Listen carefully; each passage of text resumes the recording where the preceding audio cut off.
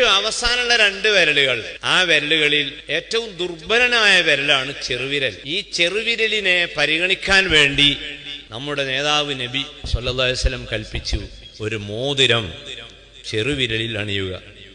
മോതിരം ഇടേണ്ടത് ഏത് വിരലിലാണ്? ചെറുവിരലിലിട്ടാലേ മോതിരം അണിഞ്ഞ സുന്നത്തിന്റെ കൂലിട്ടു.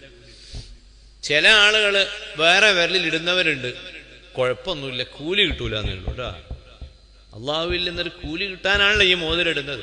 ഒരു മോതിരമാണ് ഇടേണ്ടത്, 2 മോതിരം ഇടൽ കറാഹത്താണ്.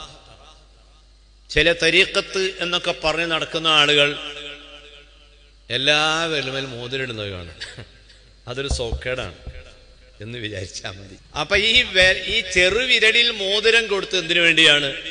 ദുർബല വിഭാഗത്തെ സന്തോഷിപ്പിക്കുവാനും പരിഗണിക്കുവാനും വേണ്ടിയാണ് ഈ ചെറിയ വിരലിൽ മോതിരം കൊടുത്തത്. ഇപ്പൊ ഈ വിരൽ നല്ല സന്തോഷമായി. എന്ത്, ഞാൻ ചെറിയ ആളാണെങ്കിലും എന്നെ പ്രത്യേകം പരിഗണിച്ചിരിക്കുന്നു. അതുപോലെ അവസാനം വന്ന ഒരു സമുദായമാണ് നമ്മളെ സമുദായം. ആ അവസാനം വന്ന ആളുകൾക്കൊരു തോന്നൽ, ഞങ്ങളെ പരിഗണിച്ചില്ല, അത് പരിഗണിച്ചു എന്ന് വരുത്താൻ വേണ്ടി ആദ്യം സ്വർഗത്തിൽ പ്രവേശിക്കുക അവസാനം വന്നവരാണ് എന്ന് ബഹുമാനപ്പെട്ട ഹബീബ് റസൂലുള്ളാഹി